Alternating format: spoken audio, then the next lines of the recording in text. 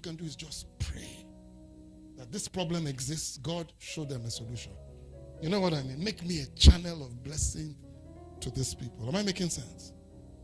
Just help me. Am I making sense? To help these people. Be surprised. And I said it last week that I have no fear about my kids. You say, why? I sow. Every day I sow. And God cannot forget my labor. I don't know if I'm making any sense. If I can go out of my way for people I don't know. There was a security guard here that was about to be arrested. I don't know him from Adam, but they said he works for me. And they came to arrest him. So I said, why? They said he beat somebody up and the person collapsed. And the hospital, they're asking for, they want to rush the guy to, I said, that's the problem now.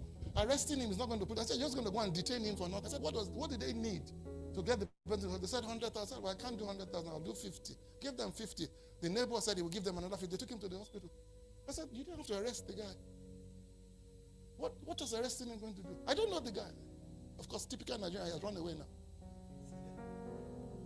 Run away from his office because he's owing me 50,000. Or he thinks he's owing me 50,000.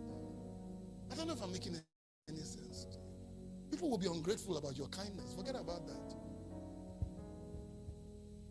But the day he came out of that place and the guy regained consciousness and was whatever, he came to my office and there were like 50 people in front of my office. He came and dobaled on the floor and I was like, kí ló ń dọ̀bálẹ̀ fún? Èmi ni wọ́n lọ bail out ní nǹkan pẹ̀lẹ́ má ṣe bẹ́ẹ̀ mọ́.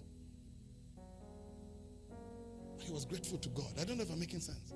That somebody came to rescue him. Somebody came to solve his problem. Even though it was not my problem. He doesn't even work for me. He works for the security agency that works for me. So it wasn't really my problem. But I've learned one thing. If God allows a problem to come to my table, it means I have a role to play in it. It's as simple as that. And so I take it seriously. You know what I mean? I start by praying. And I start by asking God for direction. And I say, what can I do? Sometimes I can't help you financially. And sometimes I tell people all the time, sometimes it's not money you need from me. All you need is my connection. I might be able to introduce to somebody who will be able to solve your problem. That's all I'm here for. You'll be surprised about the way that connection works. You'll be shocked. So what do you say? I will not be afraid. I will not. Let's sing that. I will not be afraid.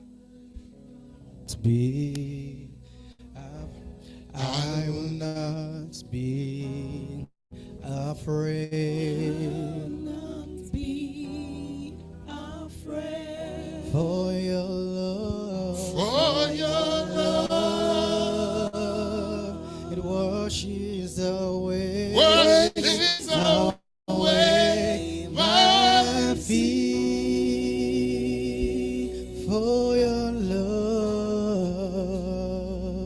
For your love, it washes away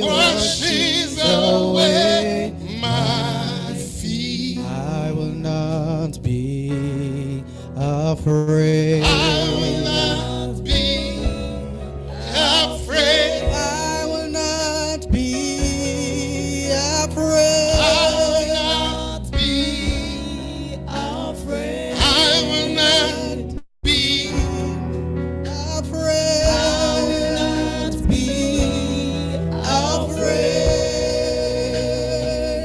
For your love It washes away, washes away my feet. Hey, for your love, for your love it washes away. washes away my feet. Did you ever hear this story? I want to close this with something that I think is a true story about the man who created penicillin. Most people don't know the story.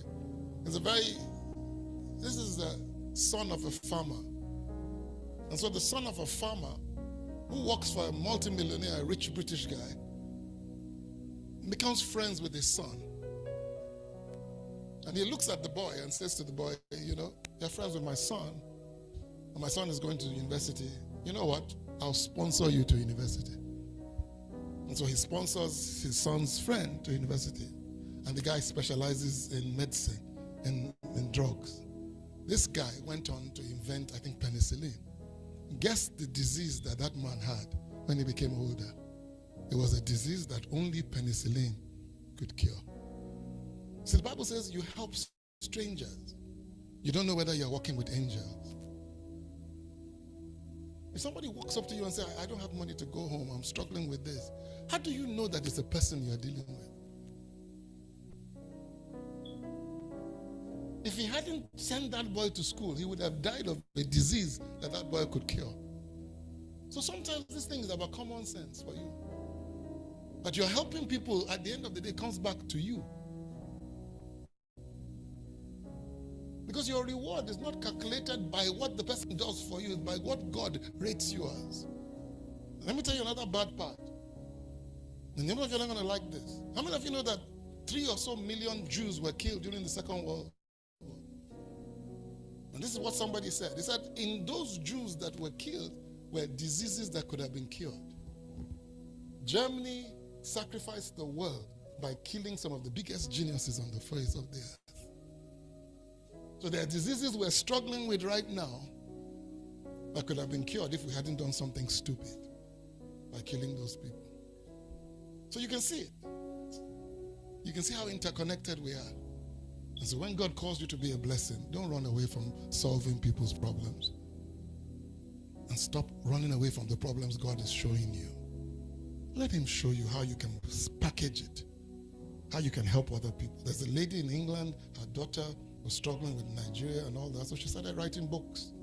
She wrote a book about Nigerian constitution, just to teach her daughter about Nigeria, Yoruba language and all that. Guess what? All of a sudden, parents who saw it abroad saw the books and said, please, we want to buy it. Now it's one that's a bestseller on Amazon.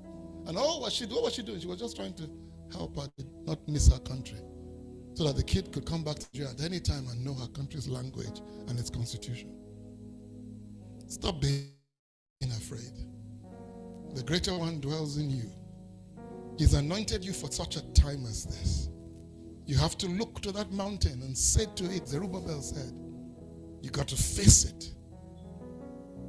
You got to tell that mountain that greater is he that is in you than he that is in the world.